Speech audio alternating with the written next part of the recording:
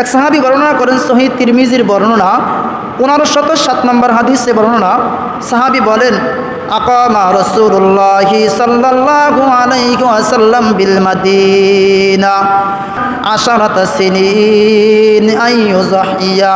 সাহাবী বর্ণনা করেন, দুনিয়ার মানুষ শুনে নাও, আমার আপনার পয়গম্বর যেই দিন থেকে মদিনায় আগমন করেছেন, মদিনায় দীর্ঘ 10 বছর আল্লাহর পয়গম্বর জীবন যাপন করেছেন। এই 10 বছরের ভিতরে এমন কোনো বছর অতিবাহিত হয় নাই যেই বছর আমার আপনার পয়গম্বর কোরবানি দেয় নাই। সুবহানাল্লাহ। যদি কোরবানির স্বাভাবিক সুন্নত হতো যে করলে সওয়াব আছে, না করলে গুনাহ নেই, তাহলে তো পয়গম্বর মাঝে মাঝে ছেড়ে দিতেন, মাঝে মাঝে করতেন। যেহেতু ধারাবাহিকভাবে কোনো বছরই কোরবানি তিনি ছেড়ে দেননি, তার মানে হলো বোঝা যায় আমাদের উপর কোরবানি একটা গুরুত্বপূর্ণ আবশ্যক এক বিধান।